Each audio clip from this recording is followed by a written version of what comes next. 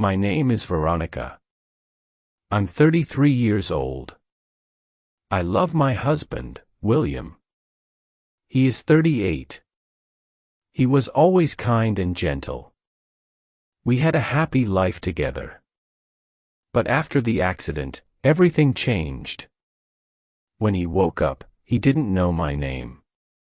He looked at me and said, "Who are you?"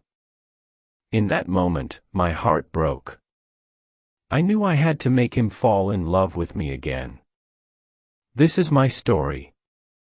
This is the story of the stranger I married. Our story began 10 years ago. I met William in a coffee shop. He was sitting at the table next to me. He spilled his coffee. It went all over my shoes. He was so sorry. I just laughed. He bought me a new one. We started talking.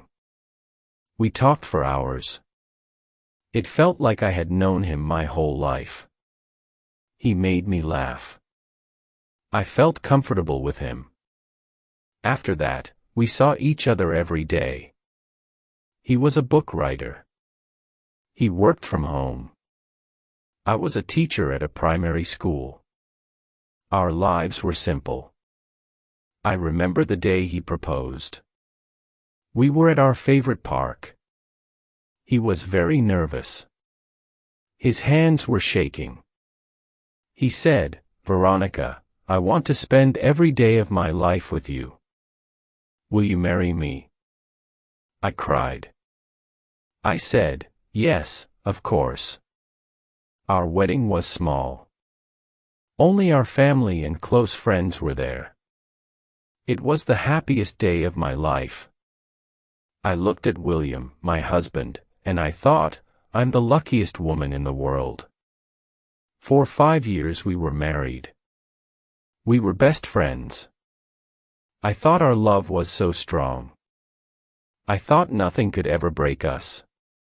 But I was wrong. It was a Tuesday morning. I went to school. William was working at home in the afternoon. My phone rang. It was an unknown number. I answered it. A serious voice said, "Are you Veronica, the wife of William?" My heart began to beat fast. I said, "Yes, I am. Is everything okay?" The voice said, "Your husband was in an accident. He is at the city hospital. You need to come right away." The world stopped. I could not breathe. An accident. William, it was not possible. He was at home. He was safe at home. I dropped the phone. My colleague saw my face. She asked, "Veronica, what is wrong?" I could not speak. I just pointed at the phone. She picked it up. She talked to the person. Then she looked at me and said, "I will drive you to the hospital." My mind was full of terrible thoughts. Please be okay, William.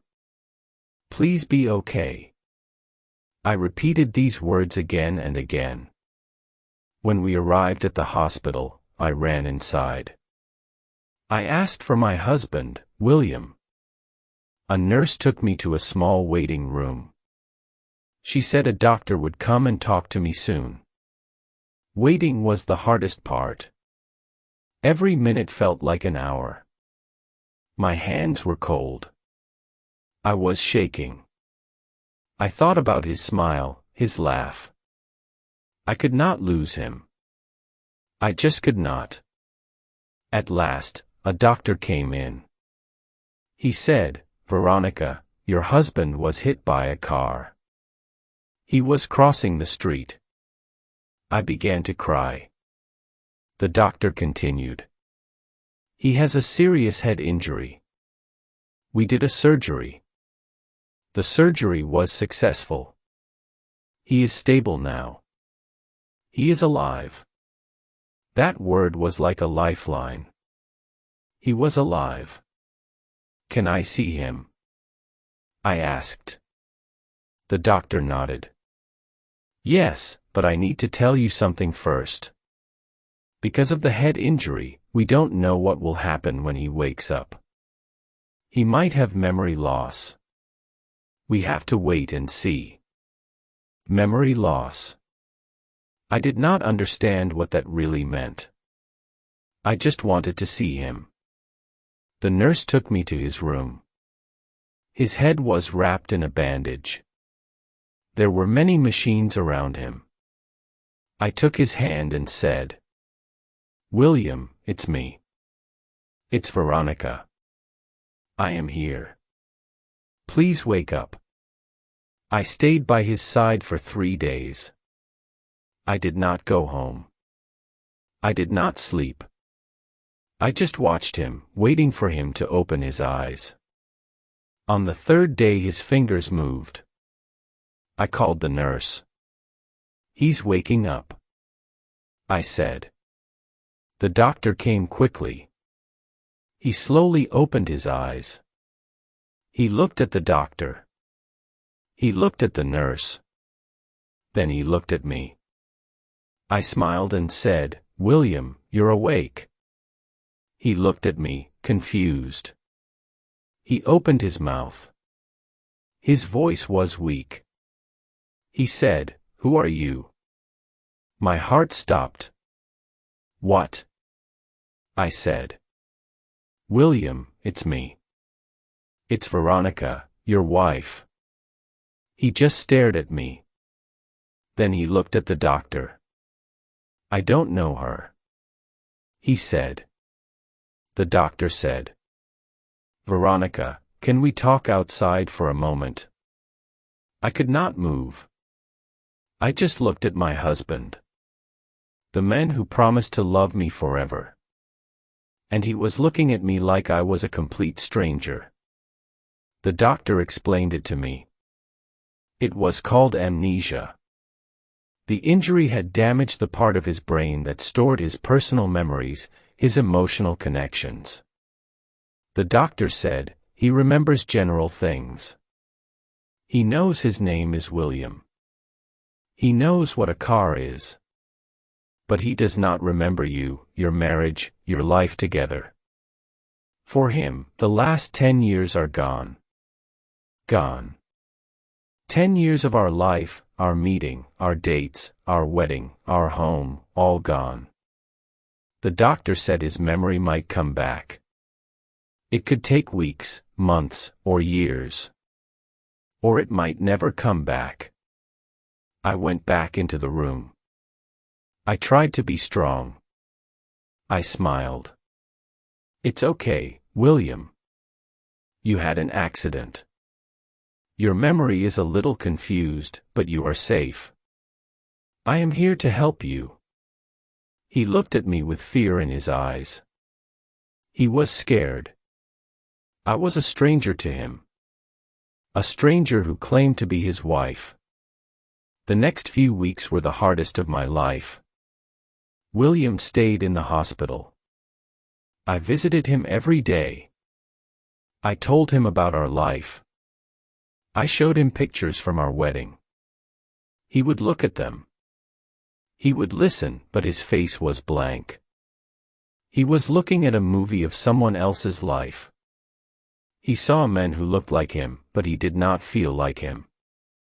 When he was ready to leave the hospital, the doctor said it was best for him to go home. Perhaps it would help his memory.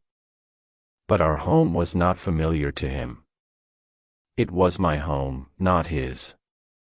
The day he came home was strange. He looked at our small white house and said, "This is our house." I said, "Yes. Welcome home." I opened the door. He walked inside slowly. He looked at everything. He looked at our photos on the wall. He walked into the kitchen. I wanted him to feel at home, but how can you feel at home in a stranger's house? That night I made his favorite dinner, roast chicken. He ate it quietly. "Is it good?" I asked. He nodded and said, "Yes, it is very good. Thank you. Just thank you." The words a guest would say, not my husband. I went to the bedroom and cried. We slept in the same bed, but we felt far from each other. I was afraid to touch him. I did not want to scare him. I was sleeping next to a stranger who looked like my husband. I missed him so much. He was right there, but he was gone. I decided I could not give up. I had to try. I had to make him remember. Or if he could not remember, I had to make him fall in love with me again. I had to start from the beginning, so I tried to recreate our first date. I said, "William, do you want to go to a coffee shop?" He said, "I don't know, Veronica. It feels strange." I said, "Please, let's just go for a coffee as friends." He agreed. We went to the coffee shop. We sat at a table. I told him the story of how he spilled coffee on my shoes. He smiled a little. "I was clumsy, huh?" He said, "Yes," I said, "but very charming." I took him to the park where he proposed. I told him all the stories, but he was always quiet. I did not know what he was thinking. Was he remembering anything? Was he feeling anything? Our friends and family tried to help. His mother hugged him. She cried, "Oh, William, my son." But he did not remember her. Our friends tried to make him laugh. He would smile, but he felt like an outsider. He was listening to stories about a man he did not know. One evening, my best friend, Adeline, came to see me. I said, "I don't know what to do, Adeline. I feel like I am losing him every day. He is nice and kind, but he is not my William. He is a stranger." Adeline said, "Maybe you are trying too hard to bring the old William back. Maybe you need to let him get to know the new you, and you need to get to know the new him." Perhaps Adeline was right. I was so focused on the past. I was trying to force him to remember our old life, but that life was gone for him. I needed to build something new. The next day, I stopped talking about the past. I began talking about the present. I told him about my day at school. He listened, and this time, he asked questions. He asked, "What do you teach?" He wanted to know about me, Veronica, the woman who was living with him now. We began to have small conversations. We talked about the weather. We talked about the news. We talked about a movie. It was painful sometimes, but it was a start. He began to spend more time with me. He would sit in the kitchen while I cooked. Sometimes he would try to help. One afternoon, I came home from school. I was very tired. I had a difficult day. I sat on the sofa and closed my eyes. When I opened my eyes, William was standing there with a cup of coffee. He said, "You look tired. I made you coffee." Tears filled my eyes. "Is it bad?" he asked. I shook my head. "No," I said. "It's perfect." He smiled. The smile I had missed so much. In that moment, I knew he was still in there. And maybe, just maybe, he was starting to love me again. It was our 6th wedding anniversary. I woke up feeling sad. He didn't even know it was our anniversary. I didn't say anything to him, but I was sad all day. That evening, I could not hide it anymore. He found me crying in our bedroom, holding our wedding album. He sat next to me on the bed. His eyes were full of pain. "I'm sorry," he said. "I am so sorry. I can't remember this. I'm sorry. I'm not him. That man in the pictures." He continued, "I am living in his house. I am sleeping in his bed. I am with his wife. But I am not him. Veronica, maybe you should be free. Maybe you should find someone who can love you the way you deserve to be loved. I am not that man. I am just a ghost." He was letting me go. I looked at him, and I realized I was falling in love with this new William, the one who was thinking about my happiness. "Listen to me, William," I said. "I love that man in the pictures, but I am also starting to love the man who is sitting in front of me. I don't want to be free from you. I want to be with you." He looked at me with tears in his eyes. That night we decided to build a future. We began going on real dates. We would walk in the park and talk for hours.